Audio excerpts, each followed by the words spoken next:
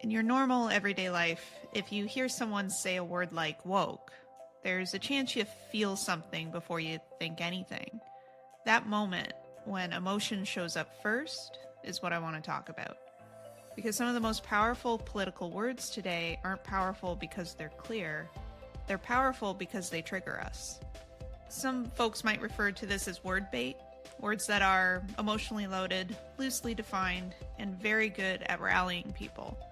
They don't slow you down, they speed you up. And when speed replaces meaning, thinking can become optional. These words don't always start with politicians. A lot of them start in culture. Woke is actually a great example. It emerged during moments of real social tension around movements like Me Too or Black Lives Matter, when people genuinely felt the cultural pendulum had swung too far, too fast. And just to be clear, this isn't about whether that reaction was right or wrong. That sentiment exists. The word became a way to express it. What I'm interested in here is what happens after.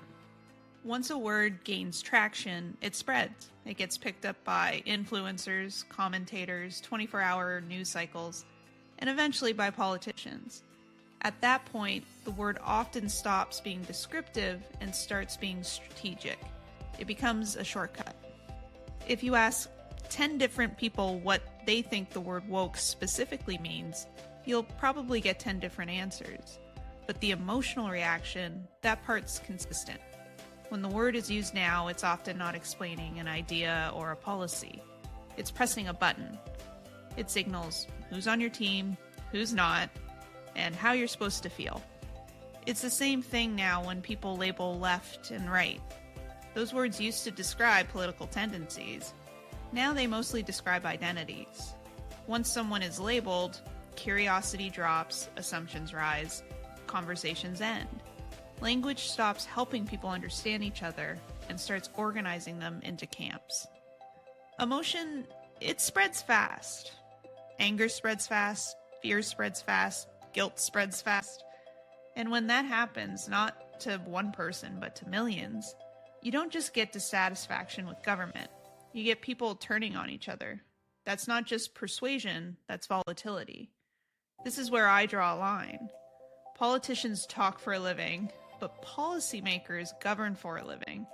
Their job is to collect taxes, write laws, build infrastructure, uphold legal systems. I don't want those decisions made from emotional shortcuts. I don't want tax policy written in anger. I don't want infrastructure decisions made from outrage. I don't want laws shaped by whatever word is trending this week. Don't talk to me about my emotions. Fix my road. Sometimes this language is used deliberately to push a policy through, and sometimes that intent is maybe good, but sometimes it isn't. But intent doesn't remove the risk. Once you persuade through emotion instead of explanation, you lose control of how that emotion spreads and where it lands. Emotion itself isn't the enemy. There are real moments of crisis where emotional leadership does matter. Moments where people need to come together, moments where empathy should shape policy. Immigration is a good example. Real humans are involved. But when that emotional appeal becomes constant, when it replaces explanation instead of supporting it, it stops being leadership, and it can become reckless. I'm not saying people shouldn't feel things. I'm saying we should notice when feeling replaces meaning. So here are a couple questions worth sitting with. What do you actually want from your politicians? Outside of protecting civil liberties, which they absolutely should, do you want them to be emotional champions for social causes? Or do you want them to focus on governing, writing policy, and making the system work? And another question is, are there words that trigger a reaction in you?